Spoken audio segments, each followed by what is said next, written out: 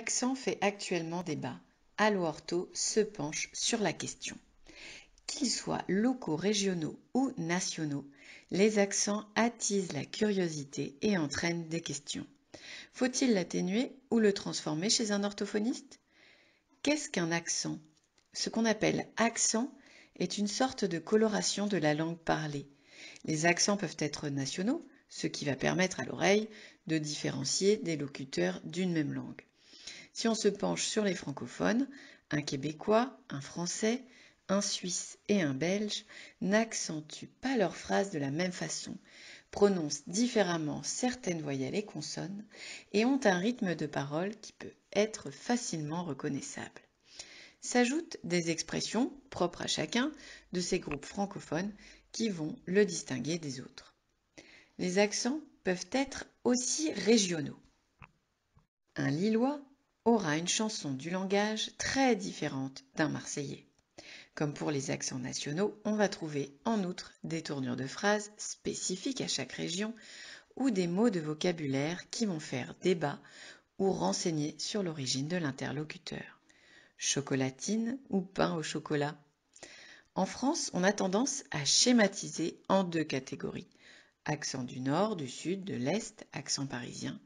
Mais il existe de nombreuses sous-divisions à cette classification sommaire et les locuteurs vont souvent se revendiquer d'une origine plus précise, renforçant un sentiment d'appartenance à un groupe particulier.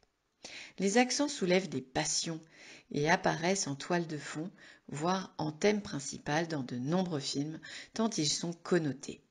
On cherche à les gommer, Le Brio avec Daniel Auteuil et Camélia Jordana, ou à les mettre en exergue, Bienvenue chez les Ch'tis. Notre représentation des accents.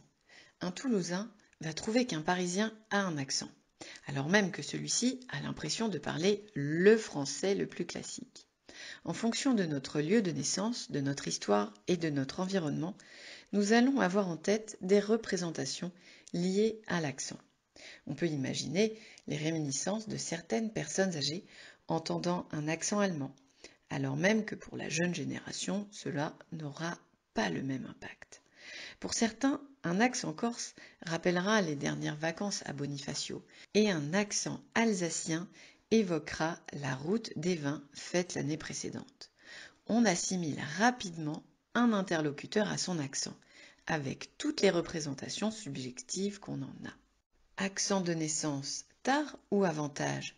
Dans certains cas, l'accent de naissance est revendiqué comme une appartenance forte à laquelle le locuteur tient, que ce soit parce qu'il est connu ainsi, qui imaginerait Zinedine Zidane, Céline Dion ou Bernard Laporte avec un autre accent, et ou parce qu'il signe une origine géographique dont il est fier.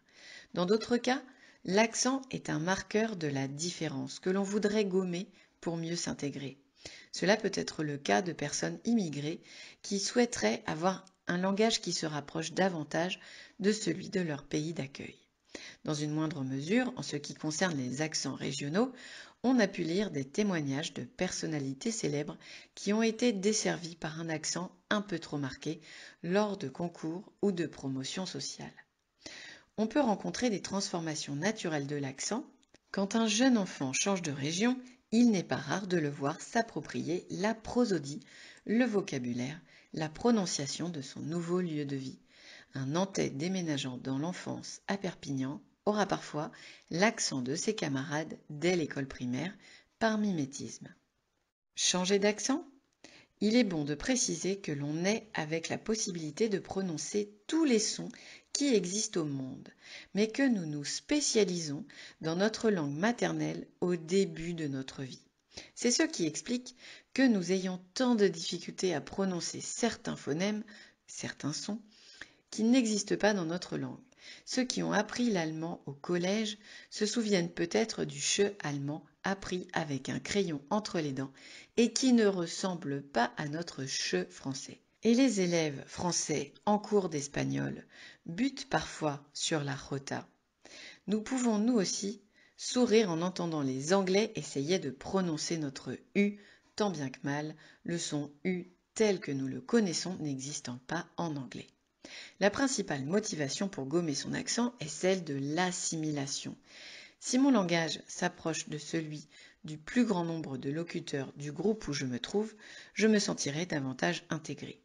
La demande de changement d'accent est souvent liée à des contraintes professionnelles. On peut noter que certains accents entraînent des moqueries, à tel point qu'une députée avait envisagé de proposer un texte de loi contre les discriminations linguistiques en sanctionnant la glottophobie.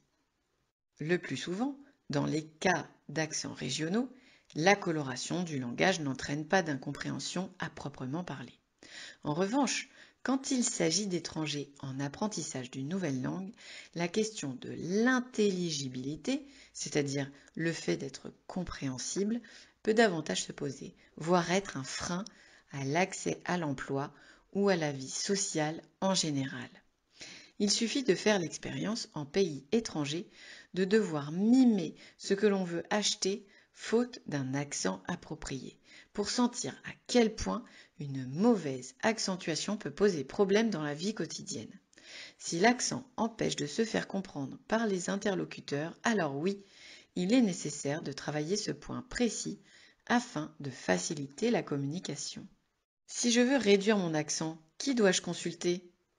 Lorsque l'accent de naissance entrave la communication au quotidien ou lorsque l'on veut modifier son accent régional pour des raisons personnelles ou professionnelles, il est possible de se tourner vers des spécialistes ou des associations qui pourront aider à adopter un phrasé, une prononciation adéquate.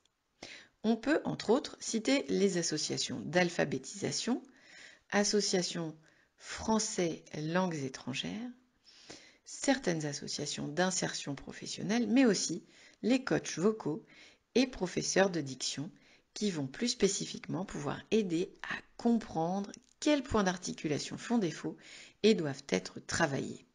Les soins orthophoniques sont en lien avec une pathologie. C'est à ce titre qu'ils sont remboursés par la sécurité sociale. L'accent n'est pas une pathologie. Dans certains cas particuliers, l'orthophonie sera possible sur prescription médicale, dans le cas quand un patient a déjà des troubles du langage préexistants dans sa langue maternelle, mais cela reste une exception. L'orthophonie n'est pas indiquée pour les accents, l'apprentissage ou la maîtrise du français langues étrangères. L'orthophonie est indiquée uniquement en cas de pathologie de la parole ou du langage. Tout comme les particularités physiques, les accents apportent de la diversité. À moins qu'ils n'empêchent la communication, il serait dommage de vouloir les gommer pour uniformiser le langage. C'est un patrimoine vivant, en constante évolution. Des accents se perdent et d'autres se créent, et c'est une grande richesse.